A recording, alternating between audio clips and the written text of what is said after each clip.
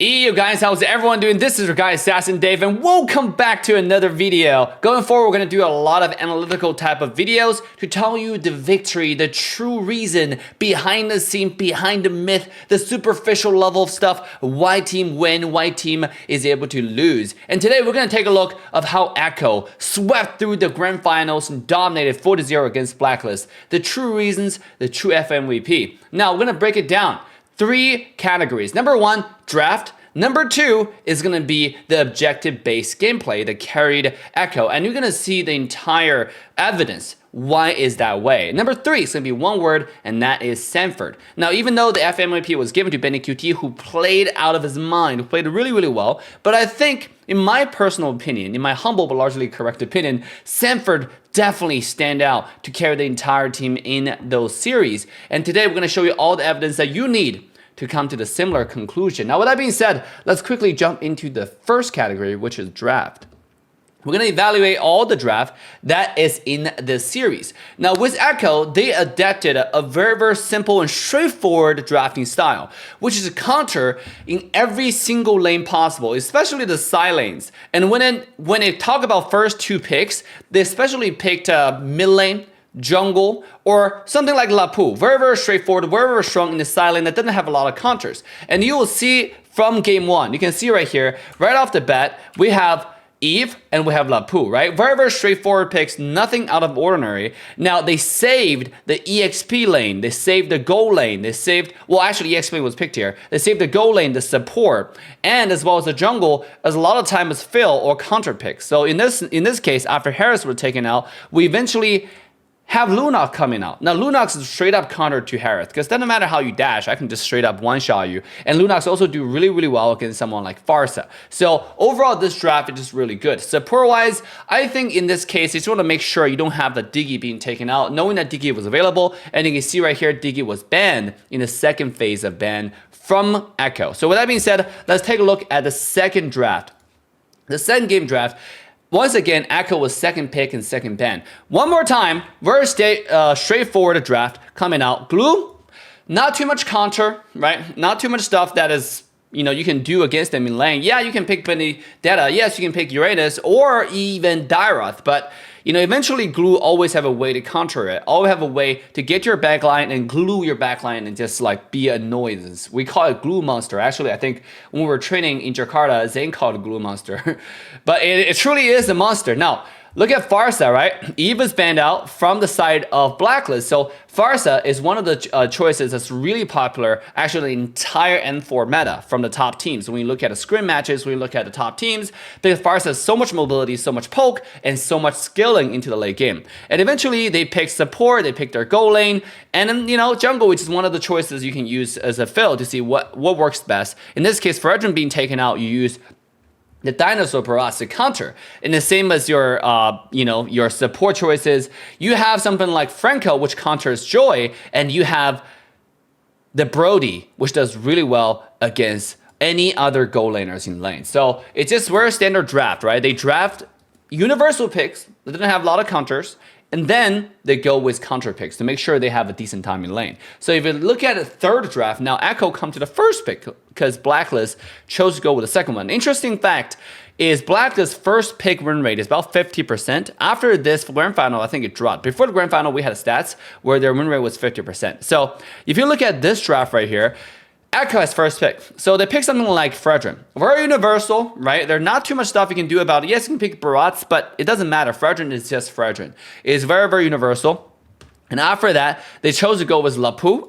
They chose to go with Kaja. You may wonder, okay, Dave, carry is available. Why is Echo not doing that? Because there's so many counters for carry. Carry might seem like a really strong pick, similar to 1-1, but a lot of times you can just counter it, right? Carry does really bad against someone like Leslie in lane, or someone like Brody, who is universally strong against all goal laners. And that seems to be like one of the pocket picks, should I say, for Echo in the entire series. In the mid lane, they decided to go with Gushin. Now, Kaja didn't really have too many counters, which is a really, really strong pick. Kaja and Gushin is kind of like Kaja and Kadita combo. It's like hook and combo, and you're dead, right? Had a lot of burst damage, and Guxian is also really good against the really tanky frontline, like the Baxia and Yuzhong, right? If you hook them, they're dead. So really standard pick here. Obviously, Guxian is a little bit different. Somebody say, oh my god, why you pick Guxian out in the grand finals? But it just makes sense, right? It kills Baxia really fast, and you can kill Farsa, it counters Farsa, you can kill Carry really fast. So it's a pick that seemed like it doesn't make any sense, but if you look at the logic behind the draft, it actually makes so much sense, right? It's similar to like the Eudora pick sometime coming out from Todak, or it's coming out from Team Hawk, I believe. One of the Malaysian teams. It just makes sense. If it makes sense, it makes sense. Let's take a look at the last draft for team side of Echo. Echo, one more time. First pick, Glue Monster and Frederick, right? Standard pick. They would have either picked Lapu or Glue, right? Those two picks. Now, because those two are just really strong. Really universal, nothing special. Now, Eve was first picked by Blacklist, and Farsa was banned in the first phase. That means eventually we had a Xavier pick coming out from Echo. You know, they long range poke. They don't like any other mages now. Long range poke, and a go lane, they want to pick something that can counter, that can do well. Which in this case, it's going to be Lunox, who does really well against one-shotting any of the character, really. Eve, but Beatrix, one-shot. Even Edward on the Benedetta can do really well. And Lunox can also shred someone like Baratz, right? So overall, it's just really good pick. And by the way, for those who are wondering about Hilda, why Hilda this game, right? The thing about Hilda is actually a really decent pick into someone like Diggy. Similar to Franco. Franco is also a really interesting pick against Diggy, right? Because you don't really have to fully engage. For Hilda, the main upside, should I say, about this character is roam. You know, utility, you're giving vision, you're giving to the team, right? You're giving a lot of pressure to the enemy team in early game, and you're giving a lot of vision to your team, which allows your jungle to make better decisions on like where to rotate, where to gank, knowing that where their jungler is, right? At all time, because that's what Hilda does. And it just counters a lot of things that Diggy can do early game. Especially, Hilda can take Diggy's poke for free, right? The bombs, I can just go to the jungle, go to the bush, I say, and then get a passive, go eat a bomb for free. So it's just a really decent pick, and we've seen it happen many times on the M4 stage. So you can see their draft make a lot of sense, even though it seems like kind of out of place for a lot of people who are watching. But now I hope you understand the logic behind the draft. It makes a lot of sense. Standard picks in the beginning and a counter pick for the rest, right? Especially go lane, especially EXP lane. They want to make sure they have strong EXP lanes that doesn't have a lot of counters that always win lane. Now, with that being said, they also did a research probably on the Blacklist, you know, Edward, like what he played, what he doesn't play. So he knows Edward probably play someone like Benedetta, and the rest of it is full tank EXP laner. So if you pick Glue, there's not too much counter, right? Like Dairoth is not a character that you want to pick and you just understand, even though the mechanic of Dairoth is really easy, but the character itself, because it's so squishy, you got to understand when to go in, when to come out, and when you can one-shot, when you cannot. So they probably did our research as well. So with that being said, let's walk into the second part I want to talk about, why Echo is able to do so well in Grand Finals, which is objective-based gameplay. So with that being said, I prepared some footage for everybody to review right here. And then this is completely unedited. I just want to show you straightforward exactly why they're able to win. So I think this is, you know, what I prepared. Now, in game one, I want you to focus on how much pressure Echo was given to the top side, right? To the goal lane. Make sure Benny QT has the advantage over OHAP. This is a few times they camp top. This is one of the times. This is already 5 minutes. You can see right here. They just camp top nonstop, right? Yaoi literally just stayed here, set up a camp, you know, set up a bonfire, and just, you know, make it his home to make sure OHAP didn't have a good time. And this is exactly what happened. You can see right here. After killing Oh My Venus, they pressure OHAP one more time, who have to go away. And now, obviously, Haji saved the lane a little bit. But, you know, you can see these people just stayed here trying to get the tower because they really wanted it, right? So that's one of the scenarios. And I want to show you the second scenario, which is right here, right? Only 1 minute later. This is not 1 minute later. This is less than 1 minute later, right? Last time we saw was about 5 minutes something. And now, Yao is toppling one more time. And this time it's a flicker into the knock, into the stun, get OHAP low. And they're pressuring top again, right? Yeah, Haji rotated top. Yes, my Venus rotated top. But they're always on the defensive side, right? They didn't initiate. And now you have Senji, who came to the top side. Real world manipulation, get a lot of benefits out of it. Even the OHAP got away, but not so lucky for Haji, right? Who ended up dying. You know, all the names here are so similar. I don't know, maybe this is like a PH style, right? Haji, Senji, Sanford. It's sometimes so confusing. Okay, so you can see how much pressure was put top side, right? They pressure OHAB away. I want you to look at a minimap here. Don't look at the main screen. Look at a minimap, right? Look at over here. You can see how much pressure was given to the top side. OHAB was pressured away, and then they were taking the top tower. That's how much pressure was given to the goal lane. It's very objective based play. Yes, on the turtle side, also 2v2, and because Sanford was popping off, they were winning the turtle side as well. But on the goal side, so much rotation, so much resources are given to BGM to make sure they break the tier 1 tower. And you can walk through every single game to find out that to be a pattern, right? You can see BGM now, with the advantage he has, one level ahead, he's going to stay in lane, have a really good time. Now, this is another time, right? Immediately after that, you have Yaoi coming top one more time, killed OHAB with BGM's combo, because they just stay top. If you're winning lane, why don't change what's working. Right? After you win that, just stay in the lane, continue winning. And immediately Echo had a clear shot call. Let's take the mid tower. And I want you to see how they take it, right? So if I go back a little bit to where OHAB died, you can see Lapu, first of all, EXP lane will have to have lane prior. He didn't mess around with the Benedetta. What he does is just shove the lane and then rotate towards mid lane. You can see right here. I'm gonna go ahead and resume, restart. Right here. And Yaoi was obviously just being a nuisance, like try to get vision, similar to how you play Hilda, play really aggressive. And after the objective, they shoved the lane. After the objective call was made, we got far Haji already. Let's take the mid tower. Look, Yaoi started using Numinous Blast, sending out the play, Sanford coming in, even though the cannon was about to die. Look what it do. 3 people shredding the health bar on the ultimate, on the mid tower, and use the ultimate just to get away. And then they quickly made a rotation towards the top side tier 2 tower one more time to pressure this tower down. And this time, because they're making the play rather than like being on the defensive side, Blacklist is always being kited, right? Like they're always one step behind wherever Echo was. And that's true, should I say, reason why Echo was always in the driver's seat. And that's something any team who are watching should learn. In this current meta, the team who make the play, the team who drive the momentum will usually win. That comes from shot calling rotation, how your tank plays. In this case, like obviously the entire side of Echo just made really decisive rotation plans from top to back to mid, back to top again. They pressure these 2 lanes knowing that BGM has the lane advantage because they already broke the tier 1 tower. You notice how fast top tier 1 tower probably broke around 6 minutes, and within 2 minutes, mid tier 1 tower almost down, top tier 2 was almost gone. It just shows you how decisive how objective based Echo was playing this game. Even though they have quite a bit of kills, that it was really objective-based gameplay. To just show you another example how objective-based this is. This is one of the lore push that Echo did, right?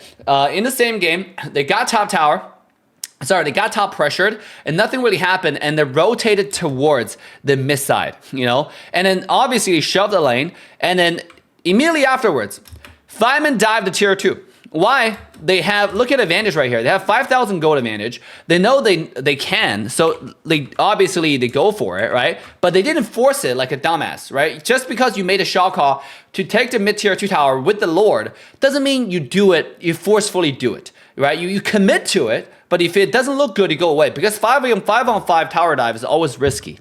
And look what Echo does right here, right? So they jump in, do a run of damage, bait out some skills, and they don't leave. Right? They don't leave at all. They decided to stay around because blue buff is coming out. They bait out some skills from Wise and they shove this lane. And look how TZ is positioning, right? He started going forward to show you, hey, I'm about to owe you now. I'm about to heavy spin to pin somebody, so you better back off. This is our tower. And obviously Blacklist is like, nah, you're just bluffing. So they decided to walk up, but it's like, nah, the tower is too low. Let's give it. And immediately after Echo take the mid tier 2, guess what they did? They didn't back away. I want you to pay attention. Look at the jungle here. This whole side of jungle is up, right? The gold crab is up. Everything is up. Gold crab is up. Camp is up. Instead of going back to farm, look at the mini map right here, right? Instead of going back to farm, what Echo decided to do is move to the bottom tier 2 tower because this is the time you push your advantage. And that's what Echo does. It's actually very simple stuff. it just executed really, really nice. You know, I don't know. I feel like all the tank players, if you're trying to play a tank, if you're trying to carry a team forward, tank is more the macro control. And if you're trying to be a good macro control, like a shot caller, a team captain, in-game team leader, should I say in-game leader, right? IGL. Then you really got to study how the macro works, how to push your advantage, right? After you get the tower, look how they get the tower, really, really clean, right? After get mid-tier 2 tower, you have Senji who come here just to zone a little bit, right? Throw some skills, and then they get in the resource from the red side and know the cannon to make sure that nobody can defend this cannon minions, and the cannon minions will just get the tower on its own, right? Meanwhile, all the rest, Echo was getting the jungle, and if Blacklist misstep, they can fully commit because they have the people around it. So really clean and objective-based gameplay. Now, if we move forward to the next clip, this is one of the very typical Echo style gameplay, okay? For Echo, when they try to, should I say split push or base steal, they like to send Benny QT to do it. They have happened in the knockout stages. They have happened in the grand final. Because like usually, I think it's really smart because usually you don't expect the marksman to split push, right? You usually expect your what? Your EXP laner to split push. When you don't see the marksman, you probably assume the marksman's hiding to not show up first. But in Echo's situation, if you go against a good team and you don't shove the mid lane before you go contest the Lord, you will be heavily punished. And that happened against Echo many, many times. They take full advantage over it. Let's take a look at this situation here, right? Both teams are kind of setting up on the lore side. I want you to take a look at minimap, right? This is where Echo got enough vision to know, okay, this is a fully committed lore fight. Look at Lord HP. And then now we have Sanford start moving towards the Lord position, and mid lane was not shoved. So Benny was just kind of like scouting to see what's gonna happen, right? Like, is there an opportunity? I mean, he probably was just shoving lane. He probably wasn't even thinking about split pushing. And I will show you why. Watch this, right? So look at the minimap. Benny QT shoved the lane right here. This seems like a full-on team fight, but I want you to look at the minimap. You see how Benny, when the team fight kind of began, Benny actually moved towards the team fight just a little bit. And then he came back realizing there, 1, 2, 3, 4, 5. There are 5 people we all have vision. They're all on Lord. And guess what? Blacklist did not try to defend the mid lane. This is an opportunity for me to split push. In a split second, just like that, he made a decision to split push, right? And this is what happened. Immediately he go back, right? Rest of the team commit on the Blacklist to make sure they don't recall. And then, it seemed like over here, yeah, Blacklist got the Lord. It seemed like they won the team fight, but they didn't know. They forgot about the macro. They forgot about the split push. And Benny QT just one play, GGWP, right? It's over.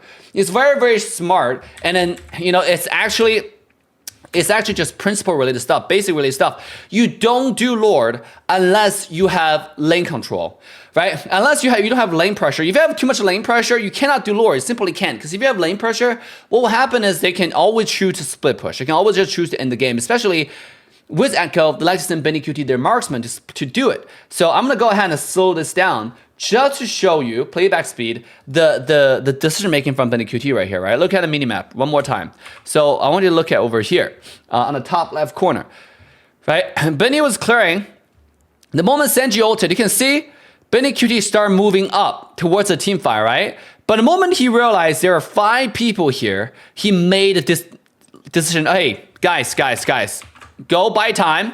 I'm gonna go win the game, right? So very, very straightforward gameplay, but also very good objective-based gameplay. They understand getting towers, getting the base is how you win the game. So you don't really always have to do standard team fight if you know you can just win the game.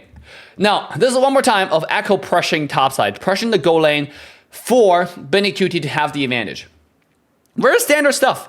But Echo just do it so well, right? They keep on doing it. They keep on pressuring it. They pressure at the right time. When the wave is about to crash, let's take a look at this particular pressure, or should I say skirmish on the top side.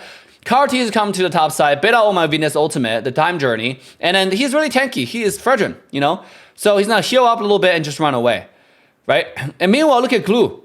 Even Glue came to the top side, right? I want you to take a look at Sanford's positioning before this pressure came about, right? This is literally Glue Monster on the bottom side, cutting lane, just like Edward on the Benedetta. And afterwards, he goes to the mid lane, right? Because there's no reason to stay bottom anymore, because EX feeling is all about a wave clear and then leave, right? So he shoved the lane, and he rotated towards the mid lane. right? And then at the same time, after mid lane was cleared, immediately Glue started rotating topside, right? This is how much commitment they have. Knowing the team's not even ready, Sanford is like, nah, you guys are not going home tonight, right? I'm gonna be here and be a glue monster. And that's exactly what he did, right? He stayed topside and be an absolute glue monster and buying time. And afterwards, Sanford, look, even he rotated bottom side, he pressured everybody and give Carl TZ the access to free turtle. It's just very decisive rotation. Go to top, pressure top. Okay, your jungle is here, 3-3. We can do it, back away, and then I'm gonna move to turtle, right? So if their jungle wasn't there, Echo will probably take the top tier 1 tower. Even then, look at, after everybody left, look how much pressure was given to the top side, right? Hilda remained top lane. Look over here, guys. Hilda remained top side, and I think he got a kill onto Benny here. Ohab here, right? You can see right here.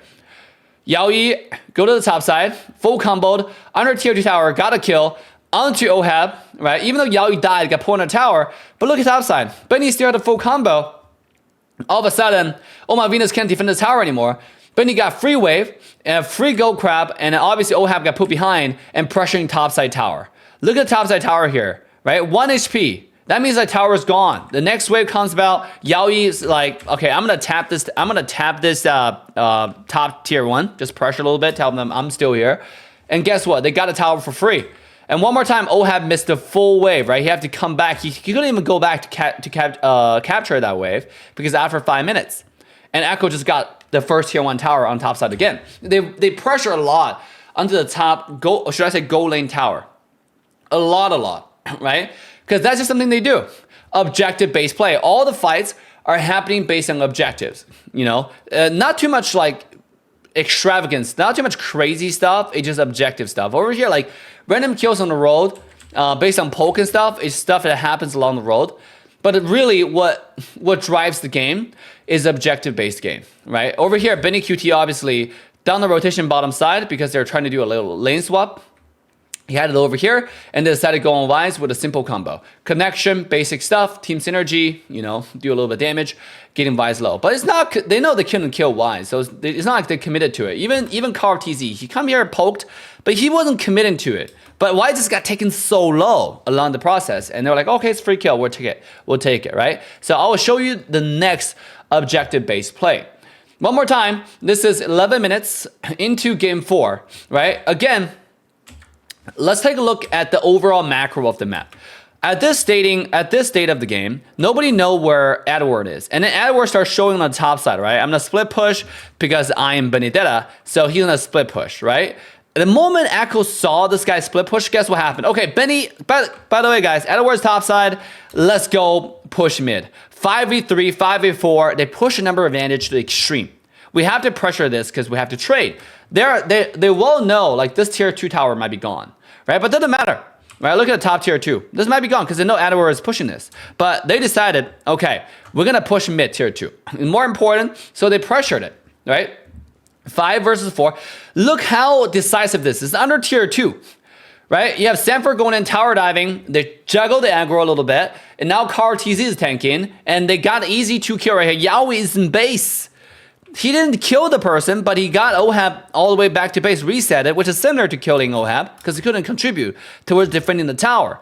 And now Echo just got the tier 2 tower, and then moved towards high ground tower to proc the passive. So it's the passive of the tower. It's very decisive rotation, objective-based play. And you can go back to watch the entire series. Every team fight that happened, mostly happened around tier 1 tower, on goal lane, right? And it started extending. They're not too much like full head-on collapsing, right, in a sense. It's more happened around turtle or tier 1 towers, right, like the objective-based play. Now, with that being said, the third secret weapon for Echo is Sanford, right? The true FMVP, in my opinion, and I'm going to show you a lot of clips. Sanford definitely set up a lot of environments for Benny QT, or should I say for the entire team. Look over here. This is a lore fight.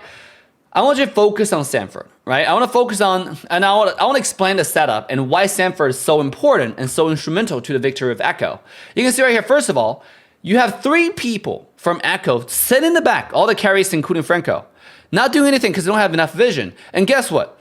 The EXP laner was getting the vision. So Carl TZ was just like, you know, fighting Wise over the the drag on the Lord, but it's truly the Sanford who's opening up the map, right? So after you open up the map, okay, check this bush. All right, we don't know where rest everybody is. Let's check this bush. Okay, Edward's here, by the way, guys. Wise is here, my Venus is here. They got enough control. So, okay, we know 3 people's position. And immediately, once they know the position, guess what it does? Yaoi activated the conceal, right? The mask play. Knowing 3 people's position. So, if they catch somebody here, it's going to be 1 person. And then, obviously, they caught Haji over here and just full comboed him. Right? And watch what happened like for the remaining of the team fight, right? Yes, Yaoi, the tank died going to the front, but you traded Haji, traded the mid lane. And look at Sanford's position now. Now, with that setup being explained, I want you to look at Sanford in the team fight, right? After getting vision, after they caught Haji, Sanford really moved towards the team fight, right? Right here from the center side. And after moving, skill 1 flicker onto Ohab, and then now just full Ohab mode. Right? I want to get Ohab. Obviously, he was kind of stopping the way thanks to my Venus full combo. But he was set up enough pressure where now, now you have Sanji and Benny made it back into the team fight after, dodging Joy. They made it back to the team fight and they started doing damage. But the whole time was just Sanford in the front 1v4ing, right? Tell me this is not 1v4ing in a sense, right? Oh my Venus literally flickered just to stop Sanford from getting to Ohab. Otherwise, Sanford would have killed Ohab much sooner, right? So it's just a very, very decisive flank under the backline until Sanji made it, and they're doing a lot of pressure. And look how much pressure Sanford was given, right? To this entire backline. Slowing Vise, doing damage to Oh My Venus at the same time, putting a lot of pressure, and then here comes Benny QT flicker forward and torn apart memory. Over here, the highlight was given to Benny QT, but I hope that from my explanation, you now see who set up the flicker all for Benny to happen, right? Because all he did was coming back in flicker all to get the kills. I mean, even I can do that. I'm pretty sure if you see 2-1 HP target under a tower with 2 marks, I would have flicker all to get 2 kills, right? I mean, that's not, but at the time, that's not too much highlight, but too much highlight was given to Benny at the time. However, I want you to see how decisive and how much impact Sanford was given in that team fight, right? You can see just how much preliminary work Sanford did for the entire team to allow this play to happen. It's absolutely mind-boggling how out of the world Sanford played in that team fight. And I want to take a look at the other team fight right here in the mid lane. Right after getting tier 2 tower, okay, TZ was in some trouble. Echo was trying to back away. They want, again, objective based play, top tier 1 tower, tier 2 tower they can take. They were trying to back away, but Wise was like, nah, I want to fight, right? TZ, they were in a little trouble. Sanji getting himself in a little bit of trouble, had to pop the flicker. I want you to pay attention to Sanford right here. TZ got the grab onto the jungler, onto Wise, right? But Sanford, look, not really afraid in the midst of the entire team. The moment he saw Haji and Ohab in the backline, despite the fact this guy was inside of 4 people, then normally people would just run away because they would be, occupied or obsessed by fear, right? Or occupied by the feeling of fear. But not Sanford. He's more playing from the position of I want to get to your backline at all cost, and this is what he does. This is exactly what he does. Despite he was already dropping to 50% HP, he was going forward. I want to watch this one more time, right? So first of all, a little bit of skirmish happening. They got a Vise, and Sanford taking a lot of damage, walking forward. Obviously, Haji and Ohab started walking backwards, knowing that he lost all his avenue of diving onto him because still have 2 seconds on the flicker. He decided to take a step back first. Getting onto Oh My Venus, right? 1-2 onto Ohab one more time. And now another skill 1 just to try to kill Ohab. Look right here. Immediately after it comes out, skill 1 flicker, right? Everything he does in between is just a bridge to get to the backline. It doesn't matter. I will screw up your backline, Everything else was just like a bait. So I want you to watch this whole team fight in its completion one more time. See what Sanford does, right? Sanford coming in, right? Taking a lot of damage in the middle of everything, jumping onto the backline. Now, knowing that he cannot force it, right? Back away, pop the ult, and then going to Ohab one more time, leveraging his ult onto the tank, onto Oh My Venus, and then come out, skill 1 flicker, get to Ohab. Very unexpected kill. right? His brain is very geared towards killing the backline and buying as much pressure for the team as possible. And that's what he does. You know, just like really, really good. And obviously because of that, because OHAP died, they're able to push a mid-high ground tower. And guess who should take the credit? Sanford, right? This guy was popping off. Now, another gameplay, I will show you so much examples that by end of this, you will have no doubt that this guy was the true MVP, FMVP in my opinion, for the entire play. So over here, I want to show you the whole setup for the Lapu game. This is third game for Echo, right? Let's take a look at the initial setup here. The initial setup was that Yuzhong was taken down, you know, with the full combo right here. Look, Edward, not able to go, right? So the pressure of this, Sanford come over here, cut the lane, right? Look at the mini map right here, because the map is obviously not panned with Sanford. So look at Sanford, he cleared the lane, right? After clearing lane, look what he does. He got a lot of gold plate. I mean, sorry, not gold plate. The time is up, and he run into this bush and then try to get the tower, right? Because Yuzhong didn't make it back in time. He got the tower, and then after he gets the tower, I'm gonna speed this up so you guys can see, okay? After he gets the tower, look at Sanford's rotation. I want to look at the mini map on the top left corner. This Lapu right here, right? Get a gold crab, knowing that the other wave will kind of crash a little bit further. He didn't go for the wave. He didn't wait there to camp it up Yuzhong because it's pointless.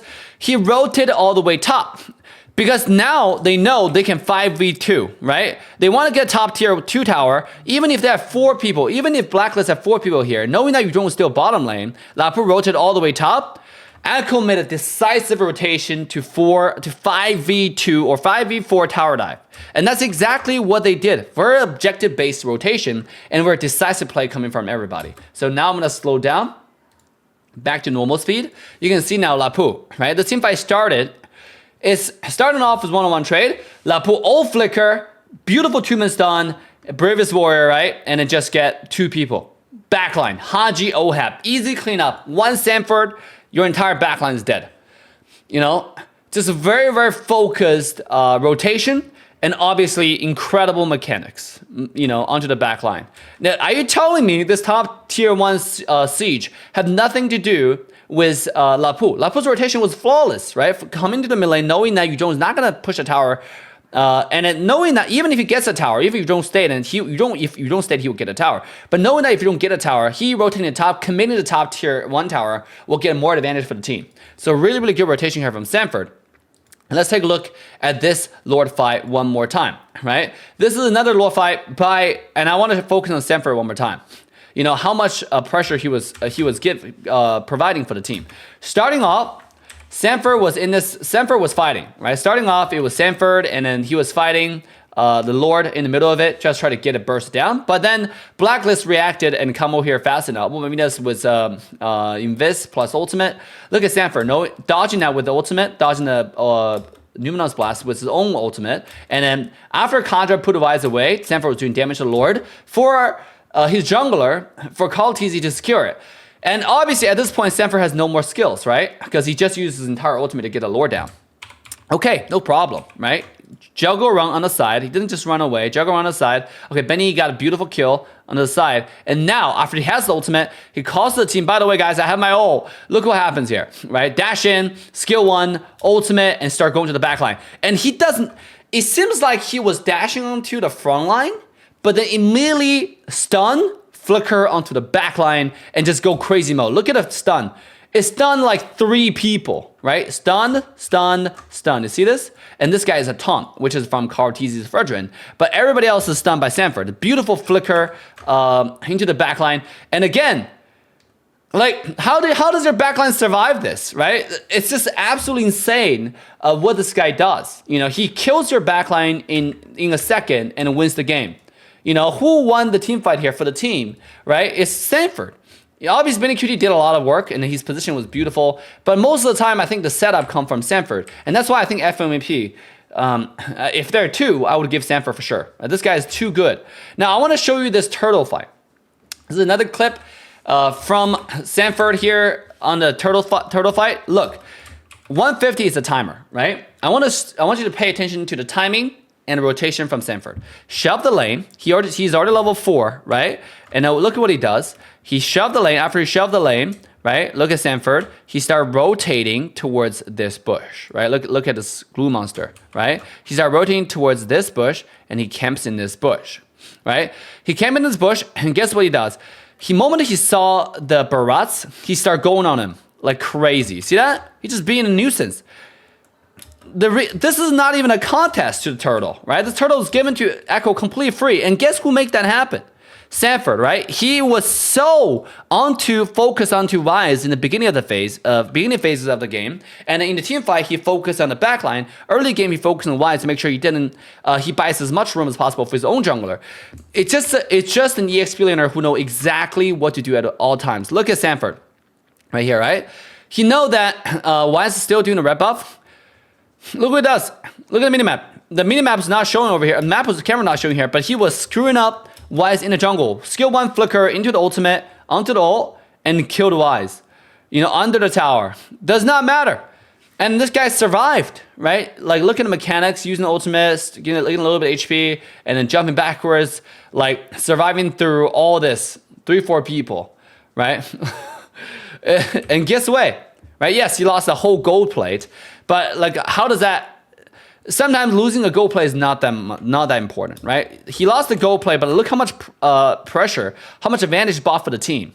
Yes, Benedetta get a whole gold plate, but the entire team's 1.7k gold ahead, mostly because Sanford's rotation, right? Sanford got the turtle for the team, pressured Wise away, and it killed Wise, and eventually the rest of the team caught up to where Sanford is and got a kill into the mid lane, and it just snowballed from there, right? So really, really good early game pressure coming out from Sanford. And let's take a look at this one more time. Pressure on the Ohab, right? He camped in the bush, wait for Ohab to show up, Let's take a look 6 minutes into the 4th game. One more time, pressure, Ohab. Obviously Ohab tried to dodge that. Skill 1 flicker, pop the beta the ult from Oh My Venus. Still doesn't matter, still goes in though, because the team is here. And now he kills Lolita. He dies, almost killing Ohab. But this shows you how decisive, how much pressure this guy's given to the entire side of Blacklist. Last but not the least, this is what made Sanford God, right? In a sense, I mean, obviously all the other play that you already seen, the rotation, the macro, the micro. But take a look at this play, right? Sanford is making its way onto the team fight right now. So the team is just buying time, right? This is Sanford. Right here, look at the minimap, and let's take a look at this rotation, right? The team is not committed to anything right here until Sanford shows up. The moment Sanford shows up, first leveraging the tank to be a bridge, but look how he ignored Wise, right? He's kind of poking him, but he's ignoring him. He's really just looking for the backline. He's doing this work to be unnecessary. Just to say, hey, I'm committing onto your jungler, and when Blacklist is baited psychologically, okay, this guy's going for the jungler. When they show up, I want you to see the changes on Sanford's mechanics, right? Immediately ultimate, and then look, he realized he was going towards the backline, but realized Blacklist's entire backline is running away. Plus the time journey from Diggy comes out. He didn't want to chase anymore, but he was still chasing in a little bit, right? And he come back just like how he did on the Lolita. Right, he went forward to the backline ran away. He leveraged Lolita onto the backline. So watch this play, right? Pull this guy forward, jump out, and one flicker, one more time. Get to the Ohab. Even though he owed to the Wise, but guess whose focus was? Still the backline.